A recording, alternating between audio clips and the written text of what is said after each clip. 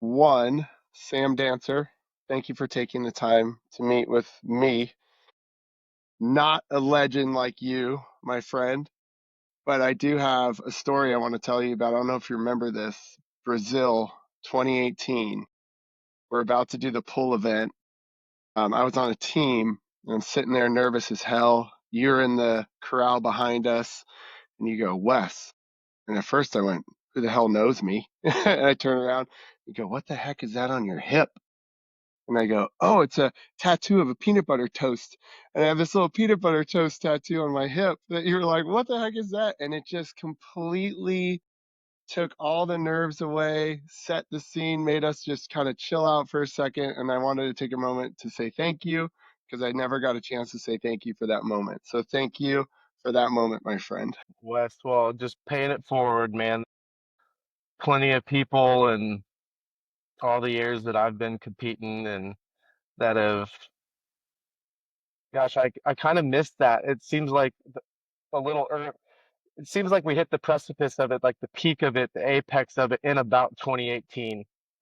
Um, just the camaraderie, where we all still were very much so taking it serious and with our training, but not so serious that it gave us some sort of weird like attitude or some sort of like, I don't know, just over important identity about ourselves. And there still seemed to be a bit of whimsical fun involved in the competition, still ferociously competing, but Yeah. it didn't seem, yeah, too too big to where we got this overinflated kind of view of ourselves. And it's so funny that it feels like I don't think CrossFit as a methodology and as like a prescription to help reverse chronic disease and reduce all cause mortality. I don't think that has gone anywhere.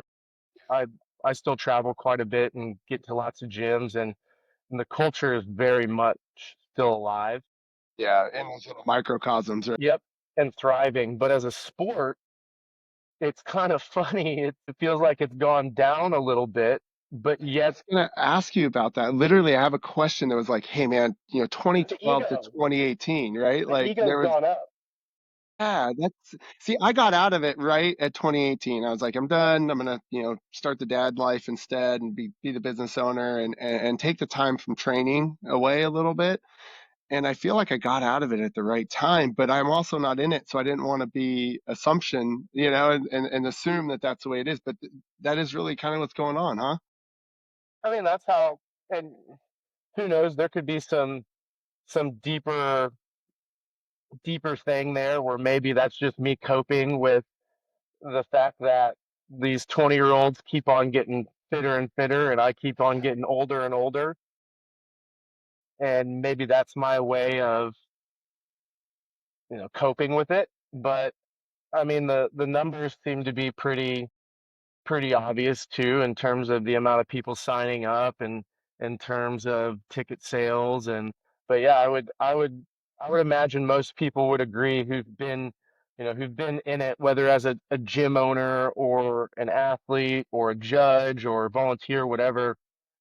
I hear most people unanimously agree that 2018 was kind of the peak of the performance curve with the sport.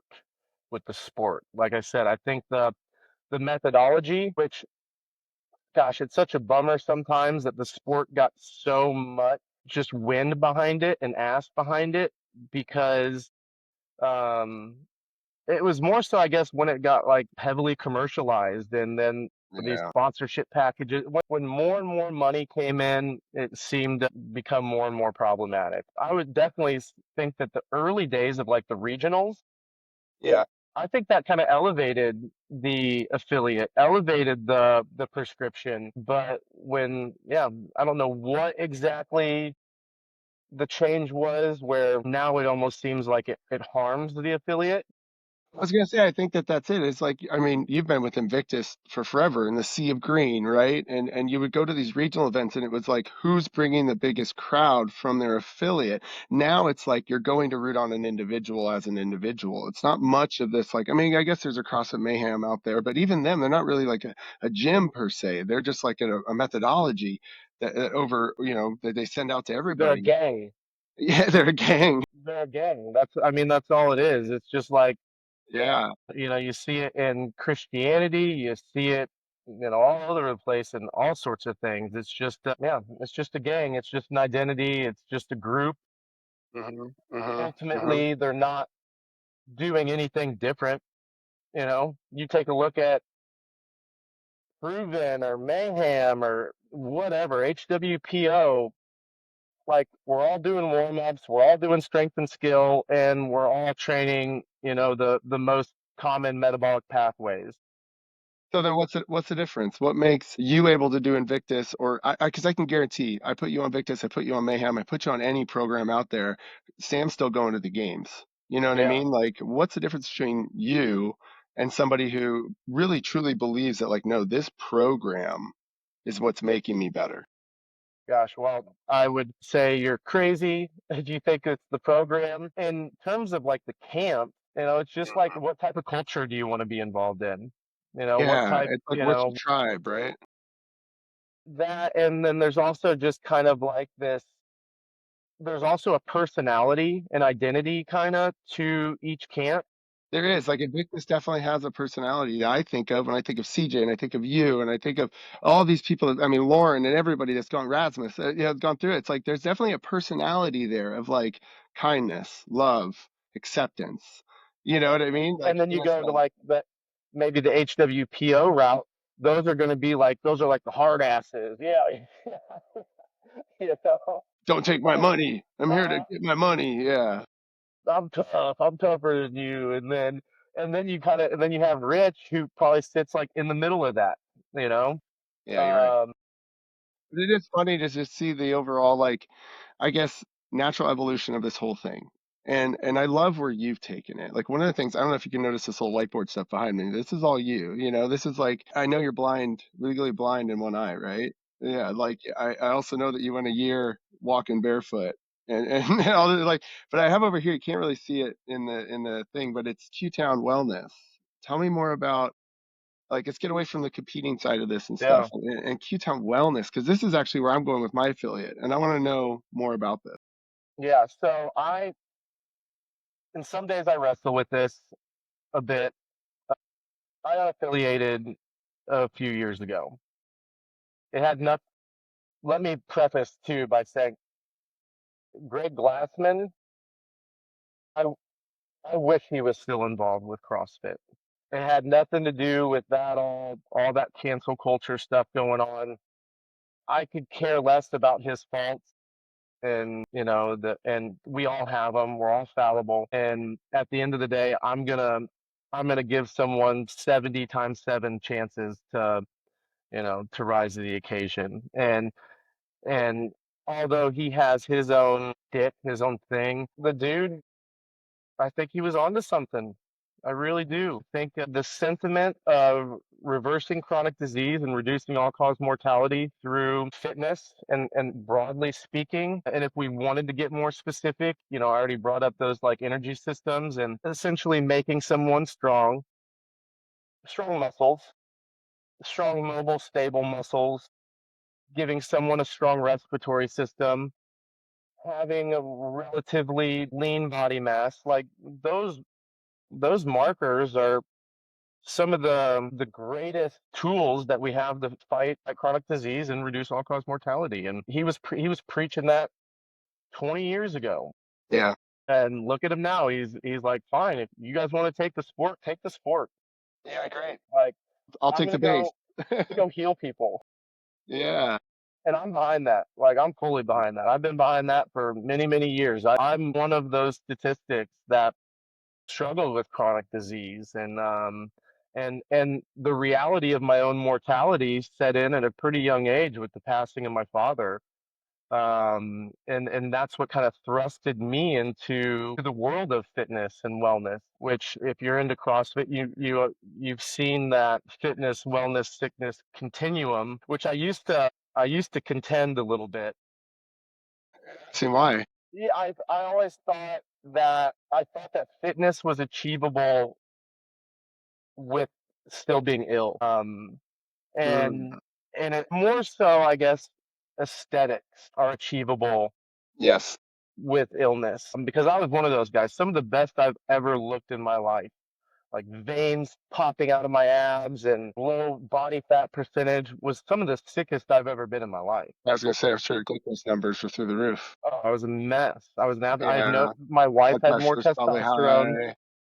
Wife had more testosterone than me. My thyroid was shot, depressed, but gosh dang, I look good. And Yeah, I but could what a maybe I could sad maybe thing, right? fool you with I could do some things, but we have to take a look at fitness in a total package. And I think if you're honestly looking at the whole package, you can't yeah, you can't be sick and be fit. It's just you can't. You might have aspects of fitness, but ultimately if you're ill, you're not going to be able to check all the boxes. But early on in my career, I used to think like I don't get the order of that. Yeah, But yeah. now that I'm a little bit more seasoned, I get it. And that's what I'm trying to do, man. I'm trying to help people come to know how good they're meant to feel and perform. And I used to have a desire to train professional athletes. Um, Of course, yeah. And and back in the day, it's so funny. I'm so far from that now at this point. My favorite thing is I would prefer to work with someone who has never ever ever set foot in a gym.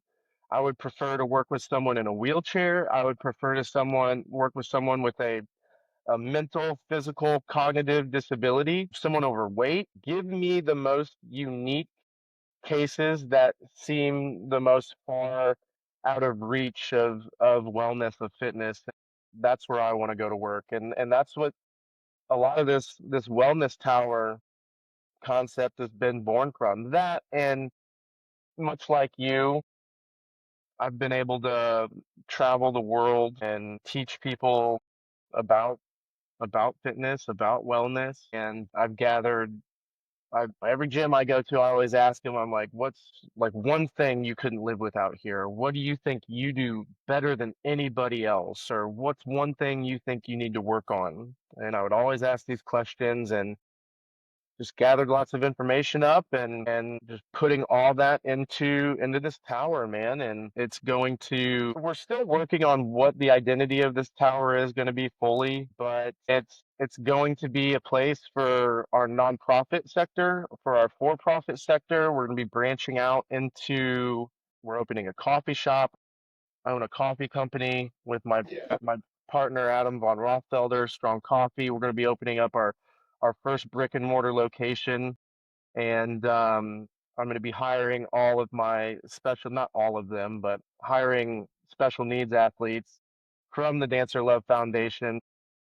That's your Serve the, nonprofit, right? yep, to serve the coffee and to continue to find ways to integrate them into the community, just because I've seen how much people's hearts can change when they just simply witness stuff, or minds, your mind can change. And I'm also hoping that, as a gym goer, gym owner, getting people through the door is oftentimes the trickiest part. And I went to a gym years ago where you had to walk through a brewery and an ice cream shop to get to the gym. That's And unique. I've kind of I love it. stolen that concept to a degree. I'm creating some mild partitioning between my coffee shop and the Oh, that's great. gym, but Yeah, I'm going to get people through the door yeah, with coffee, with maybe yeah, some baked food items, with slushies or something like that. Just find a easier way to get people through the door, and then they're going to be able to just peek back and see what's happening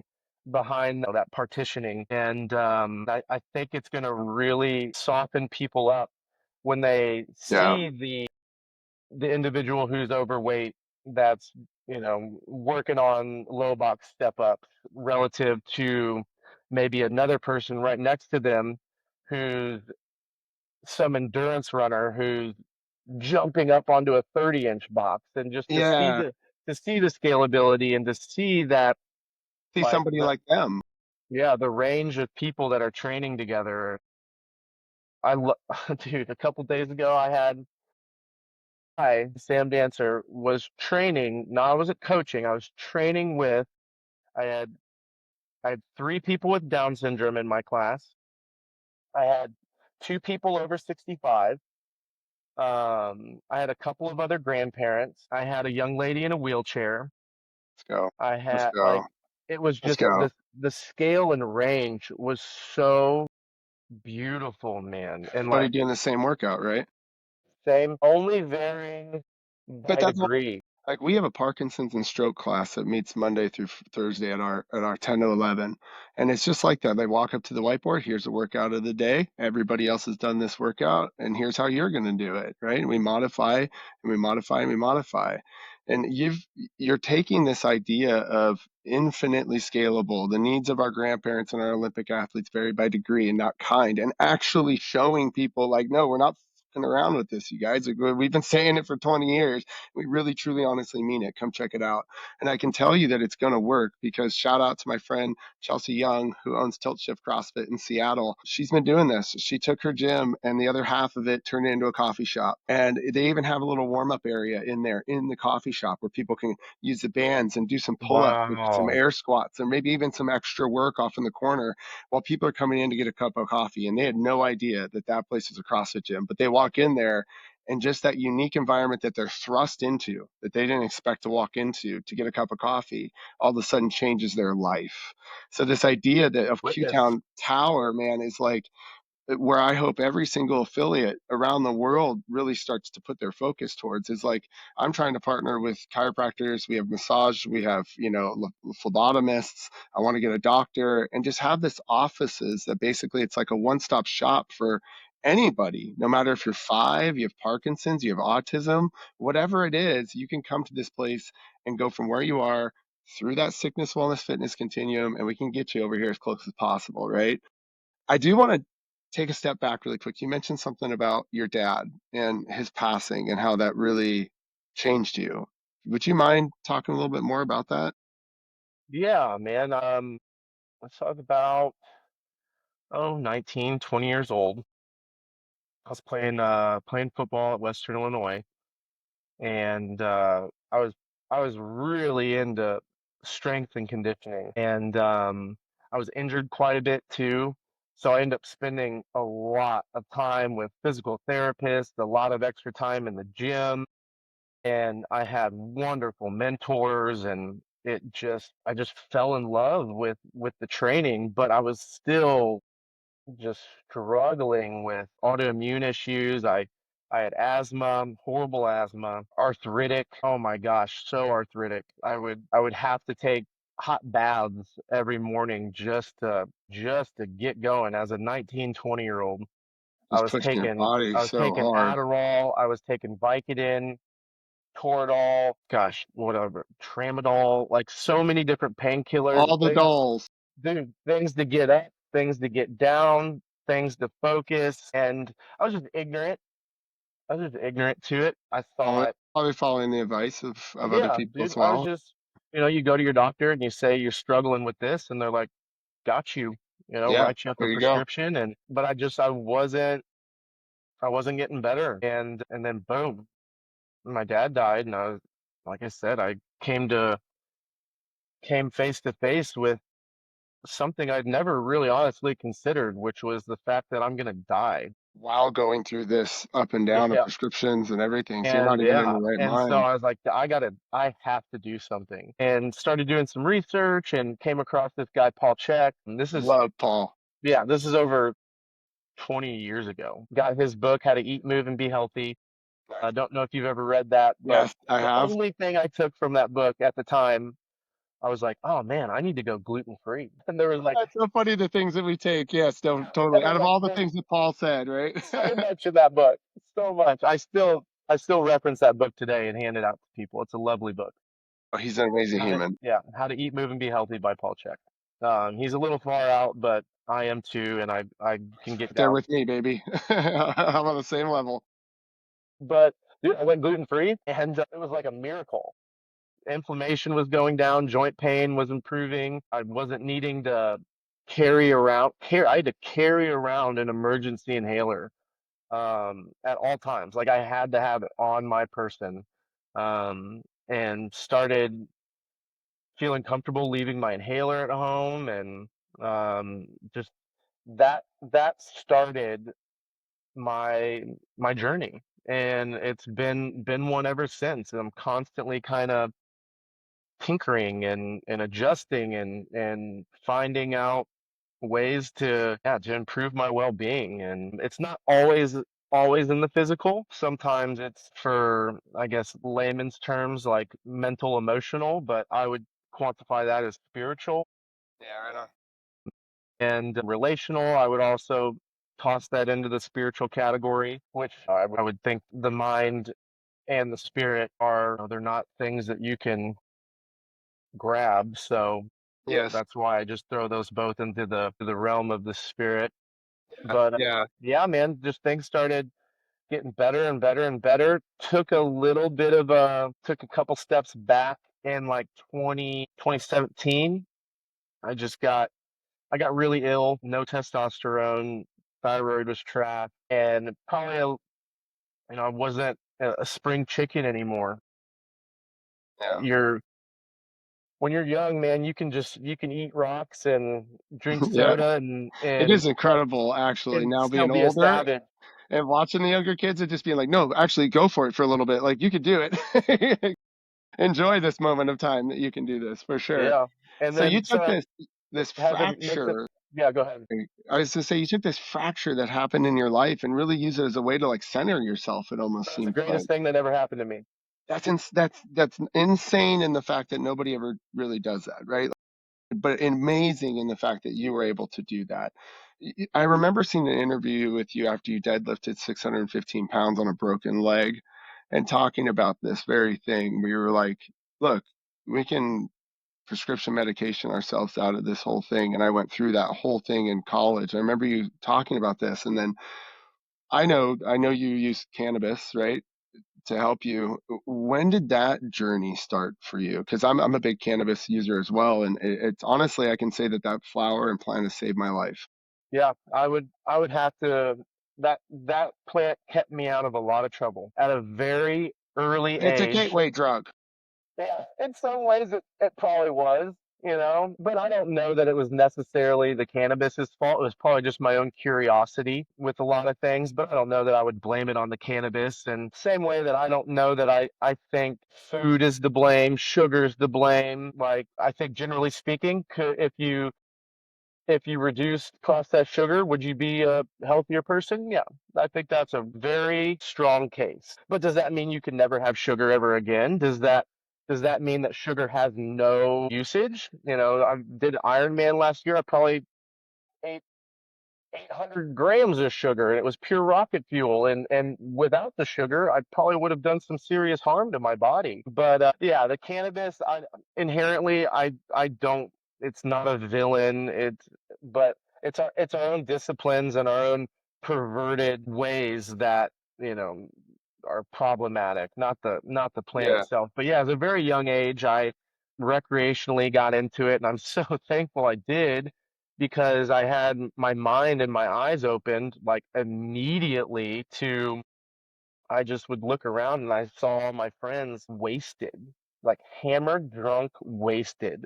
And then I'm over here though, high as balls, like way too high. And that's cool. If you want to get stoned out of your mind, I think there could be a time and a place for it, and it can be a little fun.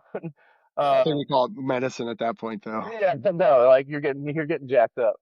Yeah, But I don't ever really intentionally do that anymore. But when I was younger, yeah, I would send it and abuse it. Nonetheless, though, even abusively using cannabis relative to my peers who were maybe even just moderately drinking, there was a world of difference in behavior and ramifications from the usage. In high school, I was into training, dude. I got into it at a very young age, and it was motivated mostly by I was horrifically bullied, like horrifically bullied. I've been pissed on, I've been spit on, I had my ass beat multiple times. I would have my book slapped out of my hands every time I went down the hallway and just nonstop. And I just thought to myself, man, I'm gonna get so big and strong that, Oh yeah, dude, no one's gonna mess with me. yeah, And by the time I got big and strong, those guys were all, so far out of my life. It never really, I never had to like use it to punk someone out or try to beat someone up. But yeah, man, as I got a little bit older, started to get a little bit more responsible with the use. Like I said, still at a very young age, saw how my friends who were drinking, they would get in trouble. They would get drinking tickets, they would get DUIs, they would do really stupid things that they wouldn't normally do if they weren't drinking. And then yeah. Of I course, just kind of felt like when I was was high, I made it better didn't decisions than them. yeah, it didn't like I was still cognitive enough to be like that's not I'm not going to do that. That's not cool. And so as a result of that, I ended up not drinking until I was 21. I had like a year of some pretty heavy drinking and had some really, really, really good times. But man, I would also see these guys on the weekends after a football game and they would be exhausted.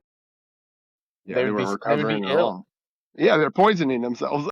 And I would from pretty much when I started, I was young. I was probably like 15, 14 maybe even. But yeah, I would just absolutely destroy everyone in strength and conditioning. It's This has because been a positive enhancer of your life for a very long yeah, time. they were hungover. I mean, there was a period of time I know in CrossFit where it was really kind of looked down upon. I remember like, being one of the guys in the background that was like, man, I really don't agree with the statements that, CrossFit necessarily is like going with cannabis.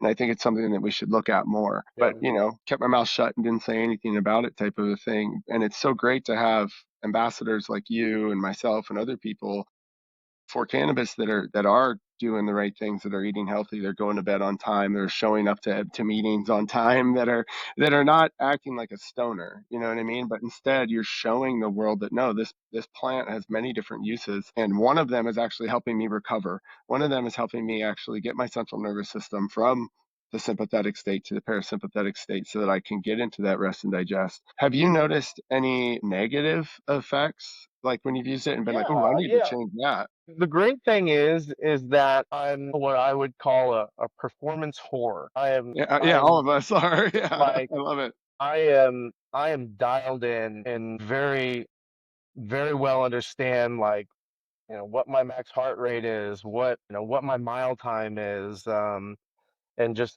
how things should feel and whatnot. So I'm able to stay on top of a lot of that with performance and making assessments like that. So if I can't run the mile time or if I can't hit my expected wattage on my FTP, then it's probably a good indication that I'm either maybe consuming too much cannabis or maybe I'm getting Mm. sick or maybe I'm under recovered, but at least I have enough data points and feedback to know that like, oh, something's off today.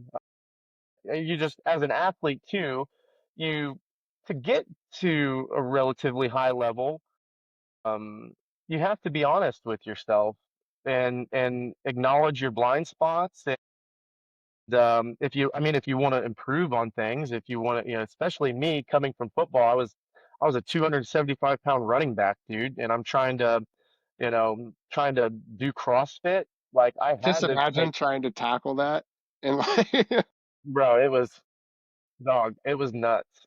It was nuts. It was it'd be like literally whoa. trying to tackle like an SUV, I feel Dude, like. I was like, I was squatting 800 pounds. I was benching 500 when I was 16. Like, I was such a unit. I was, I was so angry too from I getting was like gonna say you yeah, you only become picked that way on. from getting picked on, you know what I Yeah, mean? Like bro. you've So got I was something just like, inside of you I didn't that even, just I didn't even care about football. All I wanted to do was just put every ounce of explosive energy that I had into someone's chest.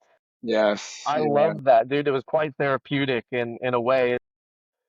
It haunts me a little bit to this day, and I Mhm. regret the style of play that I had, and I wish I would have taken the game more seriously and studied it and just had a better I come from a small Midwestern town, dude. We were taught to, and basically you just impose your will on another individual, and it's an aggressive contact sport, and it's all about who can hit harder and be meaner. And but then when I got to the Division 1 level, these guys are smart. Like they know Yeah. the game. My brother, for instance, his football IQ was insane. He knew he was the center. He knew everyone's role. Everyone, the receivers, the Nice. linemen, Nice. like the running backs, he knew everybody's job on every play. I barely even knew my job for my Yeah, plays. me too. I was Like, just waiting for what was my part in the play? There yeah, it is. I'm out. yeah, I would like quarterback would say it, and I would either like look at the quarterback or look at my brother and be like, "Yo, where you need me? What do you want me to do? You're gonna get the ball." All right, Copy cool. that. Copy that. Yeah. Oh man. Well, I don't want to keep you too much longer, Go brother, because ahead. I know you got a long day. What? Yes. Don't worry about it. But I do want to switch gears a little bit. So I started a company called WeBus.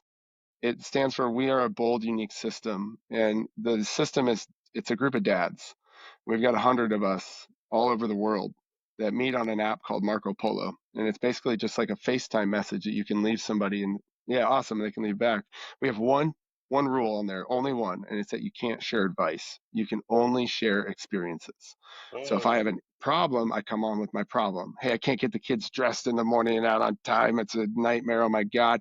And I get 50 dads that come on there and go, I've had the same problem. Here's how I dealt with it. Here's how I dealt with it. Here's how I dealt with it. Here's how I dealt with it. Not necessarily looking for any type of experience and stuff, but just the way that I watch you parent and the way I watch you as a father and the uniqueness of you as a father and a parent. You're walking around in Speedos, man. You're going a year without wearing shoes. You're in the Midwest. You're in an area it's not it's California, bro. I'm out in California. I can walk around with my shoes off and I'll still get some weird looks every once in a while, from people. What gives you the confidence to raise your child? And you named your kid, right? It's Star Child, right?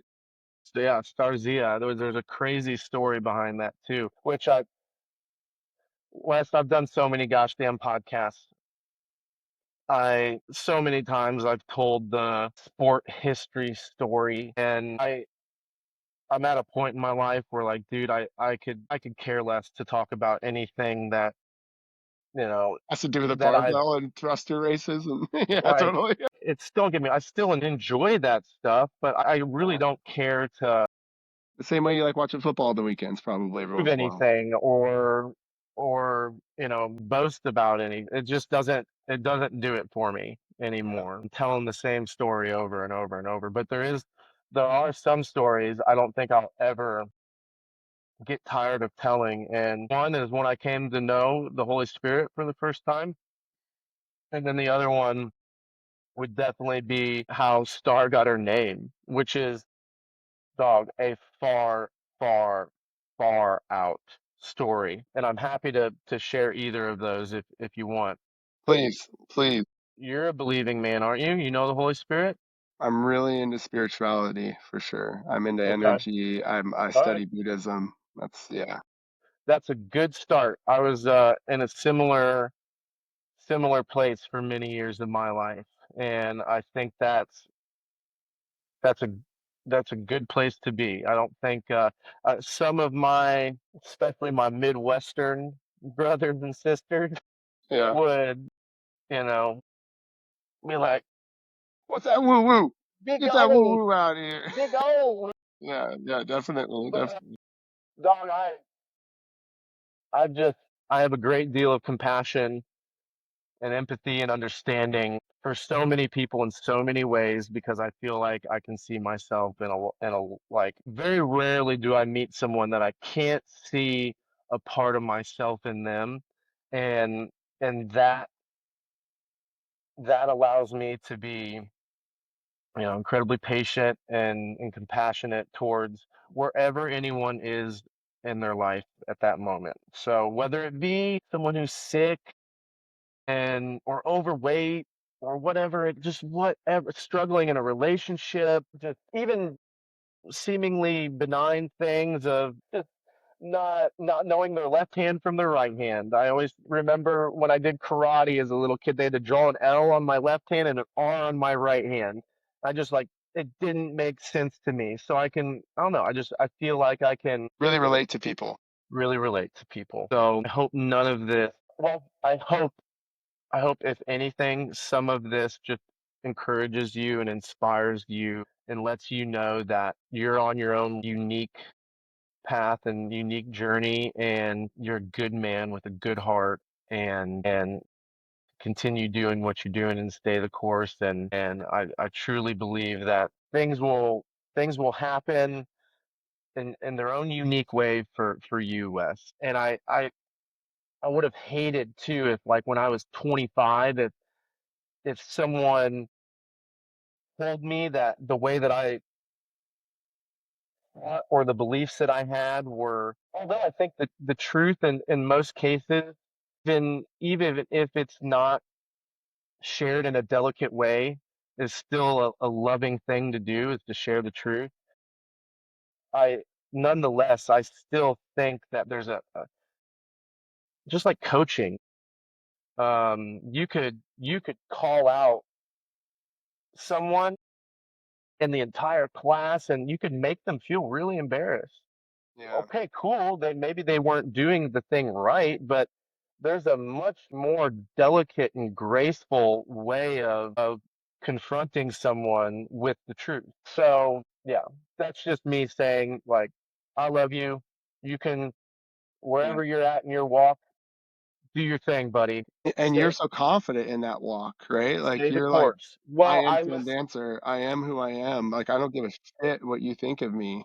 I Like, received the gift when I was 27 years old. I wasn't raised in a Christian family or anything like that. Yeah, never really. I did have some experiences as a teenager that got me a little curious with the nature of reality. I was in a boating accident, and I my soul or spirit, whatever you want to really call it, um, the awareness for you. of our being, the I, that Yes. part of ourself, Yes. was ejected from my body. I felt no pain, but I was very, very aware and conscious, and I was probably 200 to 300 feet above my body, and I You could had a see near death everything. experience. Hold on, I've had it, and since I think I've had a few of them. How could you not be spiritual if you've had those, you know? I've had, and they definitely like kind of created some curiosity, but ultimately I, just kind of was, just studying whatever came, what it was, the Bhagavad Gita or Buddhism or whatever. I was like, just an inquisitive young man, and I would just anything that came my way and be like, no, cool, let's read it, let's check it out. But I didn't really have any foundation for anything.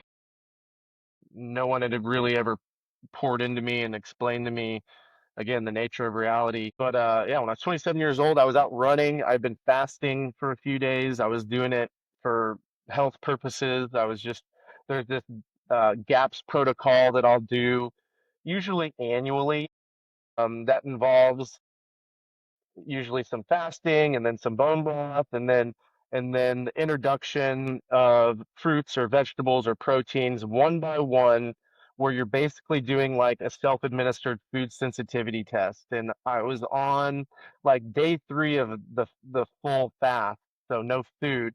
And I bring that up because I think it may have played a role. I can't verify if it did. If this encounter would have happened whether or not I was fasting, I'm not sure. But I was fasting, I was out running, and I was thrown to the ground. Felt like I was thrown to the ground. Felt like someone pushed me. And even I'll never forget, like as I was falling to the ground, I was like looking back to like see who was about to get it. And there was no one there. And I landed in all fours, and I had what felt kind of similar to like a full body cramp, but I wasn't like in any pain. And then Wes, I started to have a full on like psychedelic vision, and more real than reality itself. It it That statement before. it's like it was like watching TV on a brand, the TVs that they always have at the front of Costco or Sam's Club, and you're like, God dang, that TV, that's a good picture quality. I need to get me one of them. How do you No, adjust that at home? I don't understand. but it's like watching TV on that versus like the old projector TVs that our parents used to have. And like the real life that we're experiencing right now would be like the projector TV and this vision dream state, sober psychedelic moment. So you were sober too. I was sober, Awesome. very sober. I've had quite a bit of wild. We could stay on here for another hour and I could tell you So many more questions, but yeah, 15, 15 different stories of like that I've had with just some pretty far out paranormal type stuff. I have to have a podcast just on that. That would be amazing. But yeah, this vision, I saw myself get baptized by my old roommate David. This guy asked me to go to church with him every Sunday for 5 years, and I respectfully declined. Wasn't much of like a super spiritual person. I was like just kind of happy with where I was and comfortable with where I was. And in my opinion, most of the Christian people that I knew seemed to be just hypocrites. So just didn't have a great taste in my mouth about it. But he's a sweet man and always invited me. And I saw him baptizing me in this lake with mountains behind it.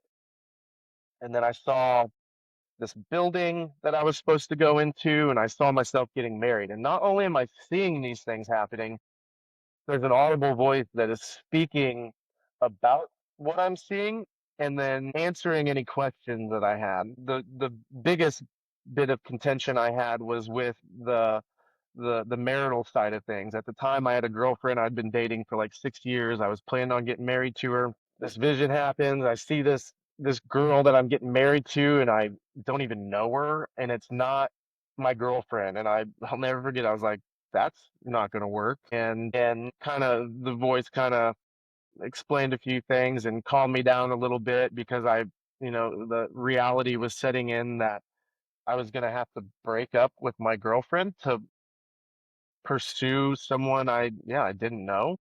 Yeah. And yeah, that was really hard for me to wrestle with and in the moment even. And I could see through my body. I was completely see through. I could see my bones, my muscles, my veins. There was this like rainbow light rod that was penetrating my mouth and attaching to my crotch. And all the visions were coming in through that. I'm smiling because this is what I was hoping that we would be talking about. This is what I was hoping that this interview would be like, and what I've always envisioned us talking about was like this kind of stuff, and not the CrossFit stuff. So I'm just so happy that this is where it's going. Keep going, please. Yeah, man. And so yeah, that was my well, and let me kind of say, I guess the other piece, which was that building, which I thought it was a college, and I was like, oh wow, I'm supposed to go back to school and get like my master's degree in art or something like that. And I just got this quick like, nope, it's not that. Go into the building. And the building was 200 yards ahead of me actually. So as soon as this encounter happened, it was over, I went to the building and I was pretty shaken up. Didn't quite know what just happened. But this I've been, voice is telling you to go towards this building that you're in front yeah, of. as just clear as you're talking right now. And I didn't really know how to wrestle with all that. I've always kind of been into like aliens and stuff like that. So I was like, did I just get abducted or am I going crazy? That was one thing that came to mind. Like, am I literally, is my brain like deteriorating from all the concussions, and that came to mind. Am I just going crazy? But went into the building. It was a church. I was like, God, I do not want to be here. But I was so terrified of what I just experienced. And the fact that something could do that to me, I felt compelled to be quite obedient to the request or the visions or whatever. And so I was like, all right, I'll do it. I sat in the very, very back of this church on the floor. Um, and just like tried not to have a horrible attitude about it. But I did. I had a terrible attitude about it. I was not excited to be there. But I continued to go, and I ended up having another one of these things. And it's in regards to my now wife, Jen. It was like I got an Amazon package delivery notification on my phone, which was like basically, hey, your Your wife's soon to here. be wife is coming. Here's a picture of it on your Yeah, doorstep.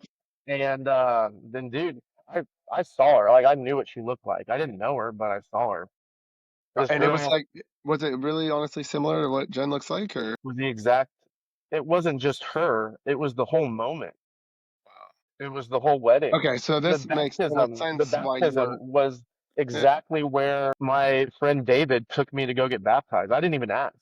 I just go to his doorstep and I say, David, like, I met the Holy Spirit and I need you to baptize me. And he just started weeping and he hugged me and he's like, let's go right now. And he took me to some lake and exactly how I saw it. And yeah, it happened. And then so I not kind of like, only are you getting these like thoughts and feelings and downloads, whatever you want to call them, but they're being corroborated and they're being actually like, oh my God, I'm going to the lake I just saw. Oh my God, here's Jen that I just saw. So it makes total sense that you're like, no, I'm completely confident in what I want to be, wear, act, speak like, because I know this to be true. Versus I feel like other people that struggle with spirituality haven't had those moments, haven't had those opportunities to be so, I guess you could say, like confident in yeah, their and I struggle with spirituality. that, Wes. I struggle. See, and even you going through those things are struggling with it, you know? I struggle with the why me. This was a huge burden for me for a really long time. Because to some people it might sound cool, or even if that happened to someone, you might think like, "Oh wow, that was an awesome experience that I just had." I didn't People are have kind that. of I those was like, I falls, was like, not awesome. why me? Why me? Why Yeah, like it was almost like if if there was, we got these floods going on yeah. down in Texas. If I was on an island and then there was like another person on an island and someone came to save me, I would be like, why? Go help them. Go help Yeah, that lady over there. I could take care of myself. Like, don't save me. Yeah, Like, go totally. save other people. And Yes. I had that with myself for many, many, many, many years. It actually wasn't until last year, even, that I had kind of got some answers to that. I was training for my Ironman, and I can't read much anymore. With their blindness and Yeah, so I do a lot of audio stuff, and I'd never read the Bible before, like cover to cover. So I was like, dude, I spend 2, 3 hours on the bike every day. I'm yeah. running a couple hours a day. Like, let's start listening to the Bible. Habit stack. And so I end up listening to the Bible like multiple times. It takes about 70, 75 hours to listen to the Bible. And I probably got through it like 5, 6, 7 times over the course of all my training. You're putting in lots of hours, so it was pretty easy to get through it. And then after listening to it a few times, I was like, shoot, it's all in here. Mm, Everything that, I was like, just why me? Why did I get this experience that to me, I see it as a gift. I got the yeah. gift of faith when I was 27 years old. I didn't even have to read a Bible and I got it. And that bothered me a little bit, but yeah, man, it doesn't bother me anymore because I'm like, oh shoot, well, it's all been written down. So like I can't be tripping out too much that like this isn't available to people, or why aren't more people having these types of spiritual encounters that could radically change their heart. And my heart, yeah, my heart was changed in an instant. Oh yeah, I was no longer the same person. even though I had zero theology. I didn't even know who, like, I've heard the name of Jesus. I mean, I didn't have this personal relationship. I was just, I was baptized by the Holy Spirit. Yeah. So that's like my first little sober visionary experience. And I've had some other, like I said, near death ones. I've had some even at the CrossFit games. I've noticed that if I get my heart rate really high up, I think this is a guess. Wes, I don't know this for sure, but I think I'm experiencing what would be some sort of like mild heart attack or cardiac event for most people, maybe even a serious heart attack for most people. I would imagine like your heart for most people, if their heart got up to like 220, they would probably die. Um, and for me, with a trained heart, I'm able to just kind of like settle into it. I'm just like, well, been here before. This is what it is. This is the feeling I'm looking for. This is Yeah, why I yeah, train. this is where we need to be. We have made it. And Okay. yeah, I've had a handful that have happened to me while competing. Same thing, just exited my body. I'm able to witness the entire thing. Quite remarkable, really. But we'll fast forward a little bit to Star. I was given I was given her name and I was given her birth date. And then I was given that information a year from the day that we found out we were pregnant, which was the day after we decided we weren't going to have children. Of course So it was. let me do that for you No, one hold more on, Sam. time. Actually, come here for a second. We need you to have a kid, man. My bad. Yeah, my wife and I had a serious sit down conversation discussing whether or not we wanted to have our own biological children. We decided we were okay not having our own biological children and that we could potentially foster and adopt in the future. We had fostered a few other times, and although tough, we kind of enjoyed it. It was just cool to just like having someone come to the gym and not know what they're doing and be a hot mess to, you know, doing cool stuff. Like that's Yeah, pretty rad. totally. Yeah. uh, yeah, man, a day after we had made that decision, found out we're pregnant, a year from the day that we find out we're pregnant, I had two beautiful, mysterious people introduce me to my unborn child, and they spoke, it wasn't in body, so there wasn't like her. They're like, this is Star. This is, you know, they spoke to it by name. There's the soul of Star. Yeah, and I have a picture of it. I drew, it's not here with me, but I'd um love to see that. yeah, it's pretty wild. And then But Star and wild, I but got to, amazing. Like this is yeah, just absolutely and the amazing. birth date, bro. They gave Yeah. me her birth date. Let's go. It like it I was know. her. I mean, to me, it makes total sense why you're getting all this, and you're like, why me? You know, why am I the one that's been chosen to not have to do the hard work in essence to be able to have all this? And it's because of who you are. It's because of that people want to follow Sam. They want to listen to Sam. They want to be like Sam. And you're a vehicle for just the good word. You're a vehicle to be able to teach people the path in which they can go down to be what they want to be, not the path in which everybody's telling them to go down. So it's like, in my opinion, people are chosen by the spirit in order to carry on the message. And I think you're just one of those people that are here to carry on the message, brother, Well, whether you it's want to or not. weird. Yeah, then that's the part I just like, you know, whether it's like I don't feel worthy of that, Oh, you are so worthy. You are or so I worthy. don't feel any different, maybe. I think it's good, man, Then because you are who you are and you're just um doing God's work. yeah, I I know that I am doing his work, but some like I definitely still struggle with, yeah, I guess like that why me still a little bit and Mr. not Sam, feeling and mother fucking dancer. You're not Bob accounting that nobody's going to listen to. Like people are going to listen to you, brother. That's why. but I'm doing my gosh damn very best to accept that and walk through it with as much grace and joy and as humanly possible. And I definitely, yeah, fall a little short from time to time. Well, it's a I big burden to carry, brother, and I don't think anybody could ever live up to that burden, you know? And so I hope that you, in essence, can hear my words and know that, like, you're a big inspiration to me. Everything you do, the way that you act, the way that you talk to other people, your Q-Town wellness, just everything you've done ever since I started this whole CrossFit journey has been something that I've looked up to. I mean, like, dude, that's the way I want to do it. No, that's the way I want to speak. No, that's the way that I want to carry myself. So thank you so much for being who you are, Sam. I just appreciate you so much, man. And I don't want to keep you any longer because I want you to give what you have to your amazing community there, and I can hear them in the background and stuff. But I would Yeah, bro, love, I got like 14 kids here and like 12 mamas right now, let's go. half Awesome. of which are probably pregnant.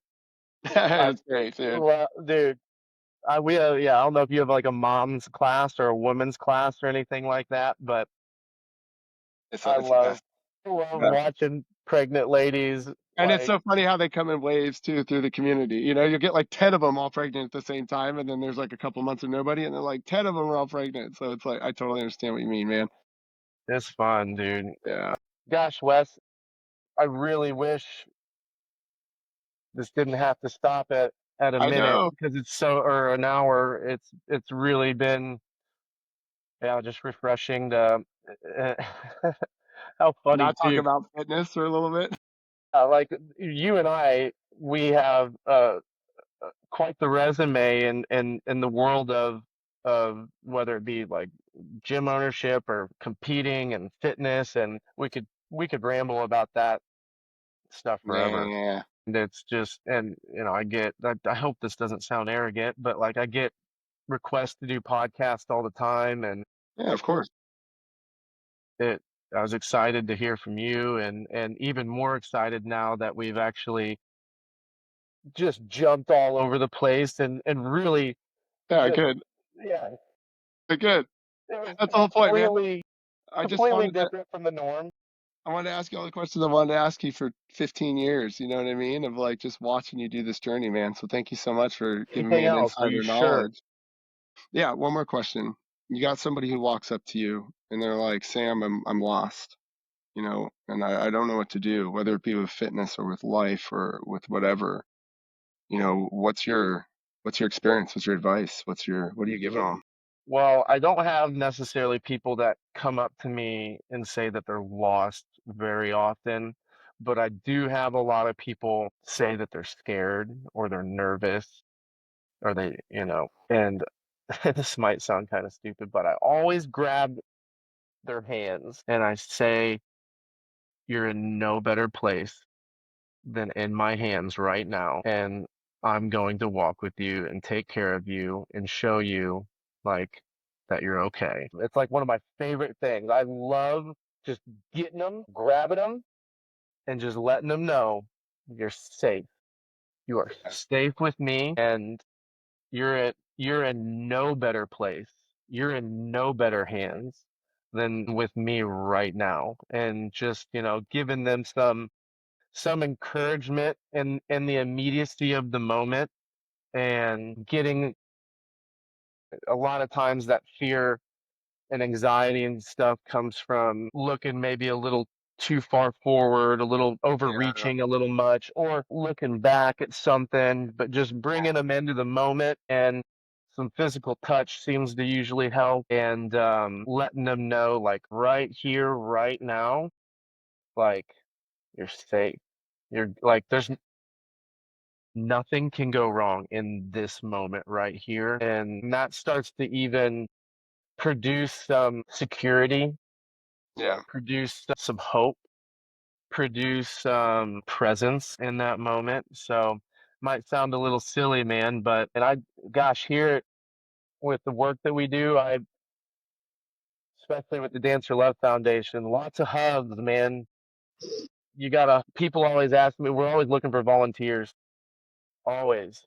I got like 40 athletes with Down syndrome in our program, and like most of them need like one-on-one Yeah. help. And but people are like, "Man, I don't." I'm not like you, man. I don't, Yeah, I'm yeah. overweight or I don't know anything about fitness. I'm like, dude, Doesn't matter. I need you you. know, I need you, yeah, I the just person need, you are. that's it. I was Yeah. like, it doesn't matter what you weigh to like, to hug one of these athletes, to hold one of their hands. Like they're human beings and like, they ebb and flow with their spirit, dude. And some days they have bad days and they're just sad. And they're not dumb. They just, and so sometimes even just the weight of their condition and having Down syndrome just like exhausts them and wears them Yeah, down. of And course. I mean, for the most part, if you've ever had any encounters with someone with Down syndrome, just witnessing that and seeing their spirit, it can change your heart. But they're still humans and they still struggle gosh damn, a hug can go a long way. Yeah, especially when it comes So from Sam Dancer, that's for sure, dude. might Hey, break your brother, well, back. keep creating those safe and amazing environments that you do, no matter if it's a Q-Town Wellness or if it's in a corral in Brazil, my man, because you made me feel really good in that moment. So I really appreciate you. And thank you so much for coming on here. I want to do it again, but I want to dive deeper into that energy stuff next time. Yeah. Keep it loose, Wes. I appreciate you, man. I share a similar sentiment for you, my friend. So love the work that you do. I love the way that you've carried yourself and your heart. And yeah, so keep up the good work, my man. And it'll be fun continuing to do this Yeah, let's do it for a again for really sure. long time. So we're gonna be old men. We kind of are getting there already a little bit, but it'll be fun to catch up again. Who knows? And whether Yeah, it's man. 2 years, 5 years, 10 years, and We'll just this is keep the doing way it, I, man, because I know you're going to keep going. So I'm just excited to watch your journey, brother. yeah, I love this shit, dude. Yeah, good. You could do all those other podcasts with everybody, then I'll come in every once in a while. We'll make it fun and interesting. Please, but hey, don't feel like you're interfering with my time or anything like that. If you All ever right, want man. to get Awesome. together again, Wes, like just send me a message, brother. You got it, brother. I will. All right, my man. Well, hey, get back to your friends and your family and stuff, and I'll talk to you soon. All right. Thanks, Sam. Talk to you later, brother.